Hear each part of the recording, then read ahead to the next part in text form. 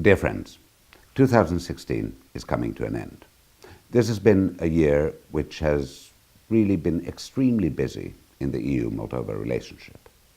And I'm sure that many of you recall the conclusions of the Council of the European Union in February, where I think we send a quite strong message of how we saw our relationship.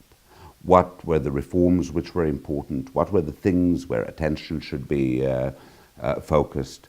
In short, if you looked at those conclusions, you saw that what the EU's interest was a Moldova which went forward in democracy, in reforms, in short, again, delivered to its citizens. One of the issues which was part of those conclusions was the need to have a program with the International Monetary Fund. Now, we all know the situation around the banking sector, a lot of discussion over a quite large banking sector fraud, about 13% of the GDP. And you have all noticed also that there has been a lot of concern, both domestically and internationally, over how this kind of a situation is handled and how you can put safeguards that such developments could not happen again. One of the things which the European Union did at that stage was, when the banking fraud came public, was to put our budget support payments on hold. These are sectoral payments. They're linked to a certain amount of reform sectors in the country, but at the same time, they are payments which need also to be conditioned, not just on the sectors, but also on more general issues, namely on macro-financial stability. Now, the Republic of Moldova did manage, after negotiations and after the fulfillment of something which are called prior actions, to secure approval by the board of the International Monetary Fund for a 3-year country program on 7th of November 2016.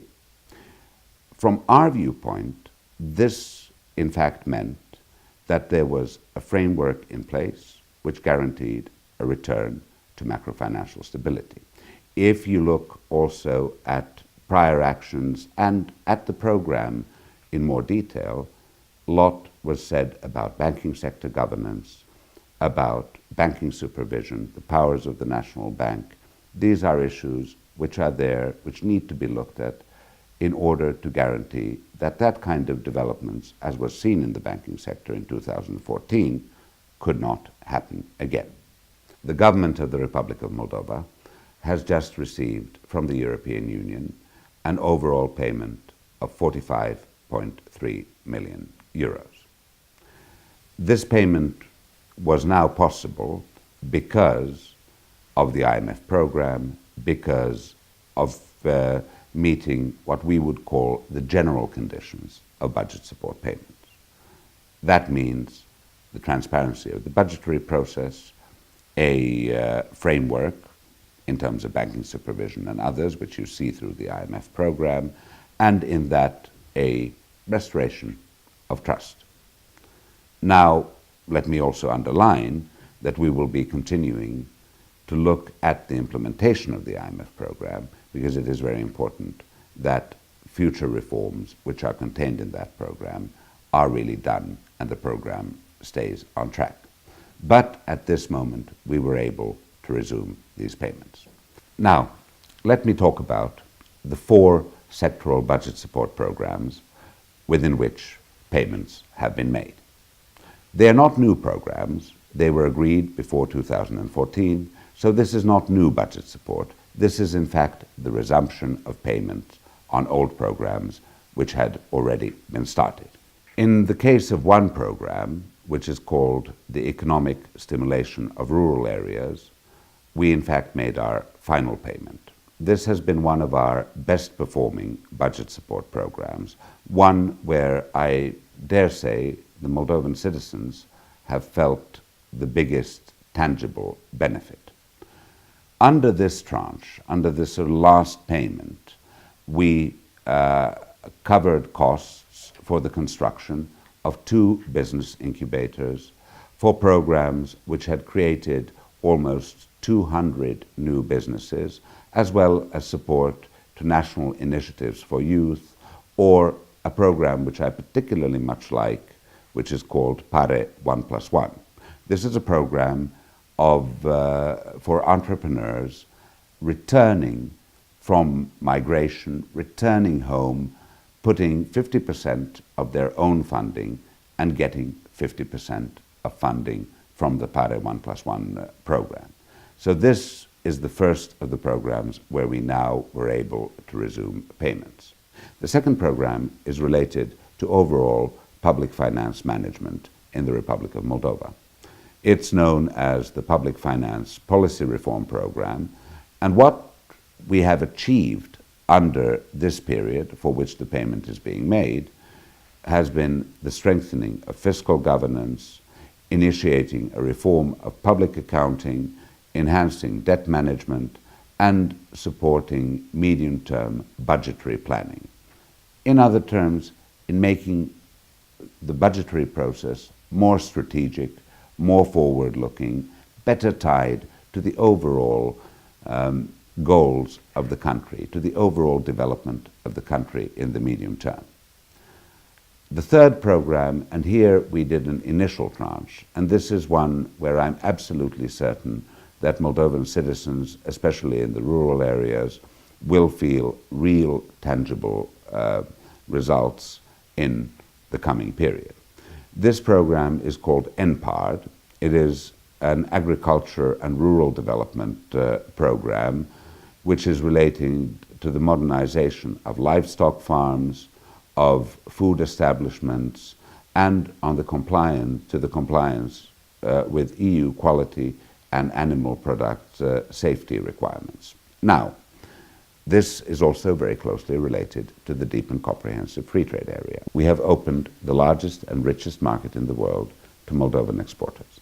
Moldova has great potential in the agricultural sector, but in order to really be competitive in that market, you need to modernize, you need to come closer to EU standards. This program will directly benefit Moldovan agricultural producers in upgrading their production, storage facilities, in becoming competitive, and this money will be going through the National Payment Agency, the AIPA, directly to the farmers. The fourth program is one on the modernization of vocational education and training. This is really a field in which it's important for the Republic of Moldova to invest. There has been, in this country, a tendency of everybody wanting to go to a university, and the vocational training institutes haven't really been seen as an attractive alternative. However, people's skills are different, and if you look at the need of businesses to get new workforce, qualified workforce, so really one of the keys to success of a country is that the education system functions in a way that you get the best specialists, the highest level of education, not just in the research and academic fields, but also in terms of professional education. So this payment also includes support to the reform of this very important part of the educational system, one which has been undervalued, but one which really can chart the way to the future. So, you see, with these payments, we've tackled two things. We've managed, with this linkage, to give impetus to finding a way forward with the International Monetary Fund in terms of banking sector governance, in terms of making the public finance management of this country more and more modern, and at the same time we're looking at 4 very important sectors of the economy. This is very much linked to the philosophy which we are using. This dual approach, which comes through these budget support programs, is very important. By focusing on general conditions, you end up with the sound macrofinancial development trend. You look at important questions such as banking sector governance. You really get the fundamentals of the economy towards a better direction.